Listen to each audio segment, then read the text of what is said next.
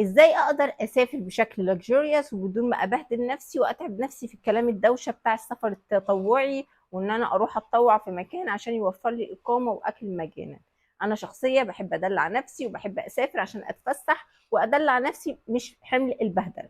في الفيديو النهارده انا هعلمك ازاي تسافر باقل الاسعار والتكاليف، وكمان ممكن تعمل فلوس وانت بتسافر. اللي ما يعرفنيش، انا شيماء وبقالي اكتر من 4 سنين بدات رحلتي في السفر، بس خلال اخر سنتين بدات اكون فول تايم ترافلر.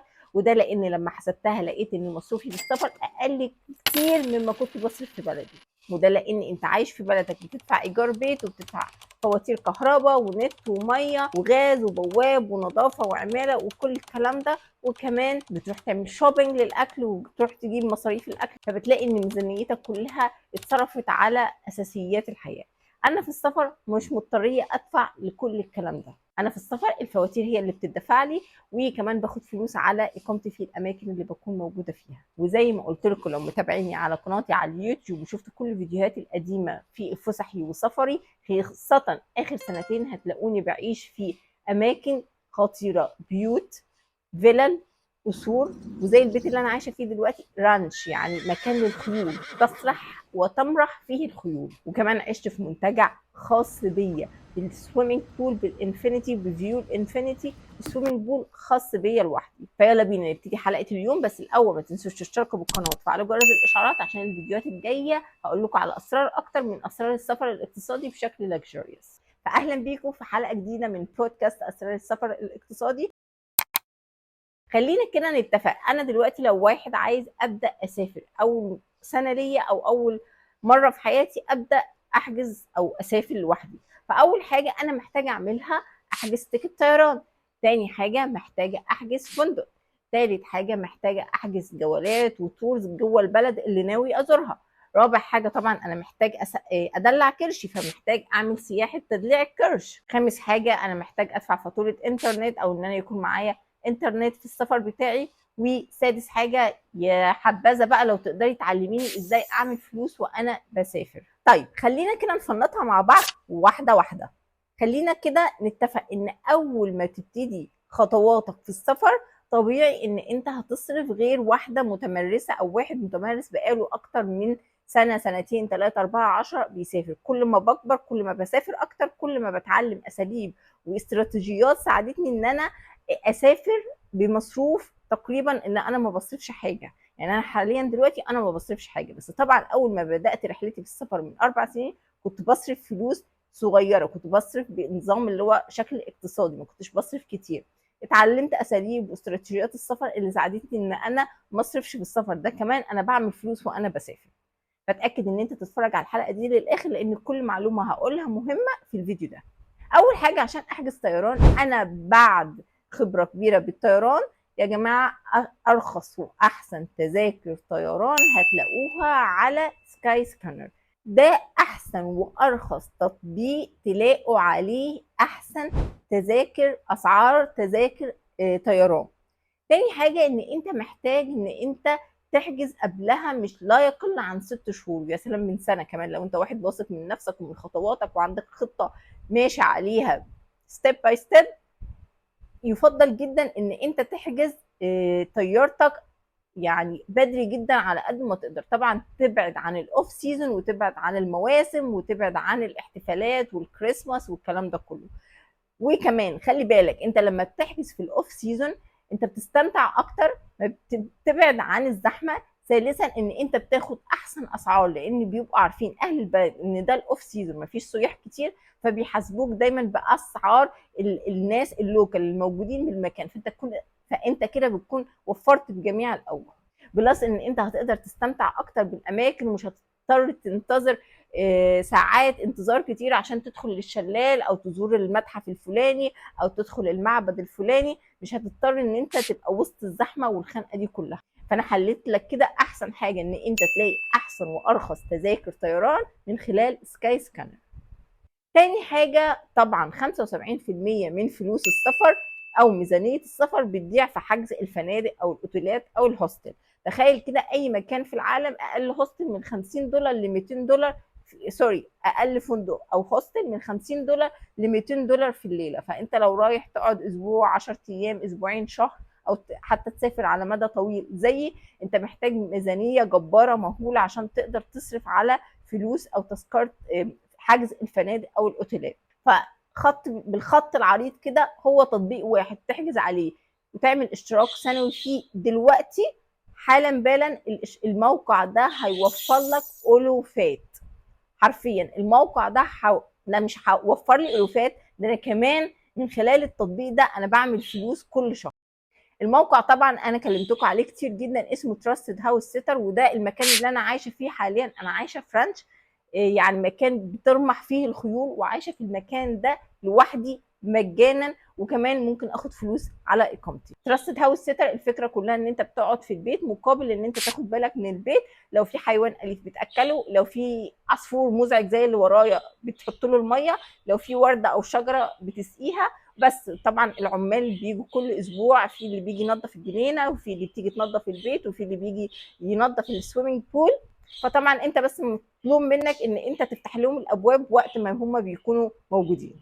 فانت كده وفرت فلوس الاقامات. والميزه كمان في تراستد هاوس سيتر اللي هو انترناشونال، موجود في جميع انحاء العالم، تقدر تلاقي مكان اقامه فخمه في اي مكان نفسك تزوره في حول العالم. كمان هيوصلك بعلاقات حلوه كتيره جدا، وتتعرف على اجناس ومختلف الثقافات.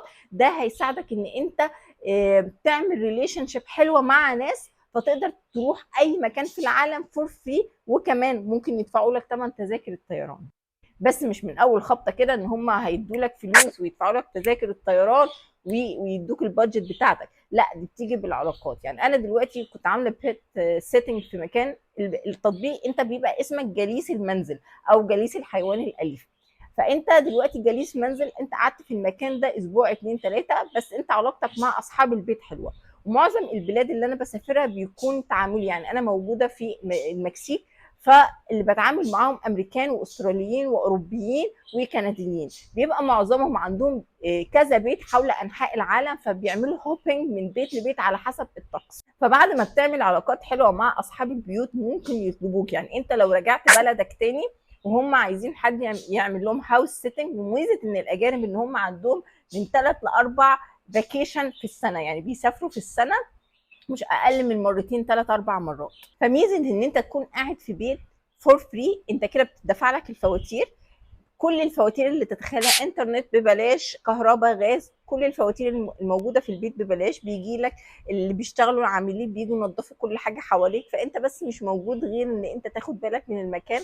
خاصه ان الاجانب بيسافروا مده طويله، يعني ممكن بيسافروا 3 4 شهور. يعني صاحبه البيت اللي هنا مسافره شهر هاواي عشان تتفسح وترفه عن نفسها، مع ان البيت يعني هو رفاهيه، بس هو كده هم عندهم بيت تاني في هاواي فبيحبوا يروحوا كل فتره والتانيه. فانا ممكن اظبط معاها، يعني انا لو رجعت بلدي مصر ممكن اظبط معاها ان هي تقول لي انا عايزاكي السنه الجايه تيجي تقعدي في بيتي على الاقل شهر، وممكن تدفع لي فلوس الطيران، وممكن تديني بادجت كمان. بس الموضوع ده كله بيبقى بالاتفاق وبالحب وبحسن العلاقات ما بينك وما بينهم. ما بيجيش يعني من ضمن البوليسي بتاعت الابلكيشن ان انت مش مسموح لك تاخد فلوس، مش مسموح لك ان يعني هم مش مفروض عليهم ان هم يدفعوا لك الطيران، مش مفروض عليهم ان هم يدوك يعني بوكيت ماني، بس بالسيره الحلوه، وان هم مثلا اطمنوا معاك وحبوك. ده انت ممكن يعني تسافر تعمل العلاقات على حول انحاء العالم، يبقى عندك هاوس سيت في اوروبا، او هاوس سيت في امريكا، او هاوس سيت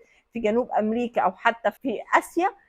تعمل علاقات وتعمل من 4 ل5 زيارات كل سنه. كل زياره ممكن توصل لشهر، ممكن شهرين كمان.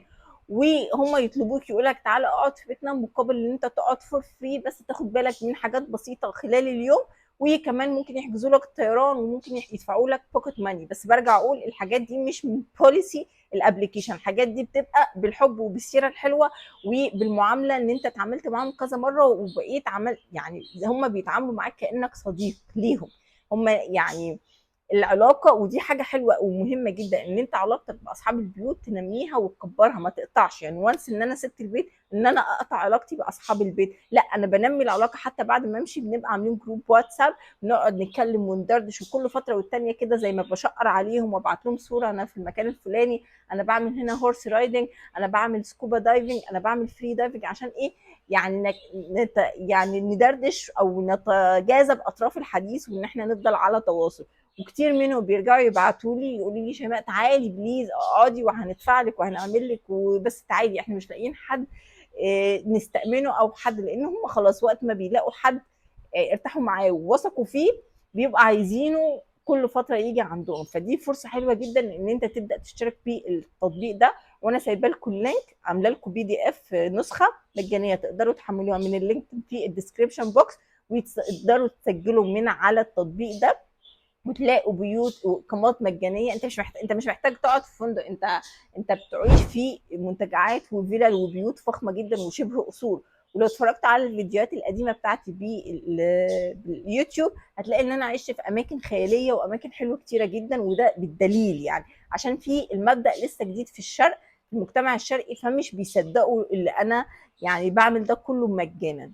فانت كده ممكن مش تسافر مره واحده بس، ده انت ممكن تسافر مره واثنين وثلاثه واربعه كذا مره خلال السنه لو انت عندك ال الاجازات كتيره، او لو انت اصلا فاضي مش محتاج ان انت تبقى مؤيد بعمل او بمكان معين. ثالث حاجه الجولات والفسح اللي بتبقى في البلد اللي انا بزورها.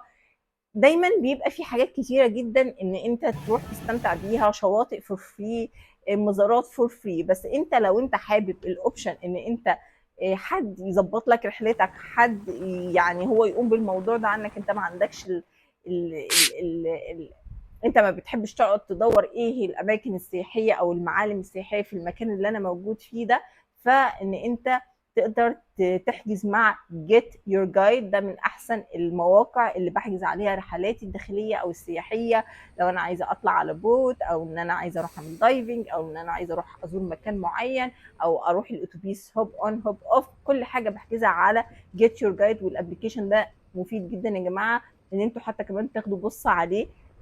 بينظموا لكم رحله بصراحه، يعني حاجه كده luxurious، حاجه بتعيش اللكجيريوس لايف ستايل وانت مع جيت يور جايد، لان هم فعلا يعني متخصصين جدا في الموضوع ده. وممكن لما كمان تطلع معاهم كذا مره واثنين وثلاثه واربعه بيدوك ديسكاونت حلو. برضو هسيب لكم اللينك في PDF تقدروا تحملوه من الديسكربشن بوكس. رابع حاجه سياحه تتبيع الكرش. طبعا انا عشان اعرف احسن الاماكن واحسن مطاعم حواليا، سواء هي 3 ستارز او 4 ستارز او 5 ستارز، بجيبها من عن طريق تريب ادفايزر. تريب ادفايزر هو موقع بتقدر تحجز من عليه حاجات كتيره جدا، بس انا مني بستخدمه عشان اعرف ايه احسن المطاعم الموجوده قريب مني بالتقييم بتاعها. عشان طبعا من اكتر الحاجات المشهوره لما الواحد بيسافر بيحصل فيه تسمم غذائي، خاصه مع في ايام الحر او في المواسم الحر. فلازم ان انت تفتح تريب ادفايزر وتعمل تشيك ايه احسن مطاعم قريبه منك تقدر تدلع فيها كرشك وتلاقي احسن الوجبات. وانا من الاشخاص اللي بحب اكل الاكل الاوثنتيك اللي هو تبع البلد، تبع يعني لما بعمل سيرش كمان بدور على احسن لوكال ريستورانت، حاجات رخيصه ما تكونش حاجات فانسي.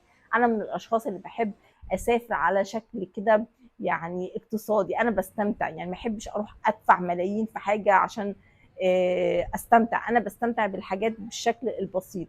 فحلو قوي ان انت تستخدم تريب ادفايزر ان انت تعرف ايه احسن تقييمات مطاعم قريبه منك وتقدر تحجز من خلاله حتى احسن مطاعم، او تاخد الفيدباك او ريفيوز بتقراها من على تريب ادفايزر. خامس حاجه لما بسافر بلد انا طبعا محتاج شريحه انترنت او شريحه موبايل. فانا بما ان انا فول تايم ترافلر، فبصراحه اول ما بوصل البلد بشتري شريحه البلد، يعني مش بشتري شريحه اللي هي الحاجات الانترنت بس لو انت بتسافر على مدى اسبوع 10 ايام، طبعا انا ارشح لك ايرلو سيم كارد، من احسن السيم كارد اللي وفرت لي طبعا في الزيارات البسيطه القصيره، وعندهم باكجات باسعار جميله جدا، وبرضه هسيب لكم اللينك في الديسكربشن بوكس. سادس حاجه ازاي اعمل فلوس اصلا وانا بسافر، ازاي اكسب فلوس. طيب انا من الاشخاص اللي قدرت احول شغلي لشغل اونلاين، وبقيت بعمل سايد هاسلز كتير ان انا بيجي لي كذا مصدر دخل. ف من ضمن الحاجات اللي انا يعني برشحها دايما للشباب ان انت تكتسب مهاره وتقدر يعني تركز لها او تكرس لها 4 شهور تتعلمها وتقدر تشتغل شغل اونلاين. ومن اكتر ومن اكبر المواقع ان انت تقدر تلاقي شغل اونلاين هو موقع فايبر. ان انت بتلاقي يعني كذا شغل او يعني ان انت تقدر تشتغل اونلاين معاهم، ان بيبقى حسب الطلب. وكمان ميزته ان انت بيبقى فليكسيبل اور، انت مش مضطر ان انت تشتغل عدد ساعات من الساعه كذا للساعه كذا، انت اللي بتختار وقت اللي انت حابب تشتغل فيه، وانت اللي بتحدد كمان السالري بتاعك. ودي فكره الديجيتال نومادز. الديجيتال نومادز يعني ناس بتسافر وتقدر تشتغل اونلاين، قدرت تحول شغلها لشغل اونلاين. فمن اشهر حاجه او اسهل حاجه انت تقدر تعملها ان انت تسجل على فايفر، وان انت تلاقي فرصه شغل عليه. وبرضه عامله لكم PDF ازاي تلاقي فرص عمل في السفر. فاتاكد في نهايه الحلقه ان انت تفتح الديسكربشن بوكس وتعمل تحميل للنسخه المجانيه، هتلاقي سايبه لكم كل اللينكات لكل المواقع اللي انا بستخدمها في السفر، ووفرت لي دولارات كتير جدا في السفر على مدى اكتر من 4 سنين بستخدم التطبيقات دي. بس طبعا احب حاجه على قلبي وارشحه لك 100%، هو موقع تراستد هاوس سيتر، واللينك اللي انا سايبه لك تحت عليه كود خصم 25% تقدر تستفيد بيه. وبالموقع ده ان انت كمان زي ما قلت لكم التيبس والتريكس اللي انتوا تقدر تستخدمه باشكال كتيره جدا، تقدر تعمل منه فلوس وتوفر كتير جدا وتلاقي اقامات مجانيه. وانا خبرتي كبيره جدا في التطبيق ده، فانا بقدم فيه اونلاين كونسلتيشن، فتقدر تحجز معايا استشارات سفر او استشارات اونلاين، ان انا اعمل معاك فيديو كول اقول لك على كل اسرار التطبيق ده، ازاي تستفيد منه للماكسيمم، ازاي تطلع منه فلوس، ازاي تحجز اجازات وفسح على مدار السنه فور فري، تذاكر طيران فور فري، ازاي تتكلم مع اصحاب البيوت وازاي تحسن علاقتك معاهم. فانصحك طبعا لو انت يعني محب للسفر وعندك باشن ان انت تسافر وتلف العالم، سواء انا بتكلم بنات او شباب، بس بتكلم بصفه المذكر للجميع، فانصحك ان انت تستثمر في وقتك دلوقتي، وان انت تحجز معايا استشاره سفر. بجد هتستفيد مني كتير جدا، لان انا بقالي اكتر من سنتين بستخدم التطبيق ده في كذا بلد حول العالم. انا عشت في كل الاماكن اللي انا سافرت فيها من خلال التطبيق ده، وبرشحه وبقوه لكل حد ناوي يسافر او حد حابب يبقى فول تايم ترافلر زي بالاخص.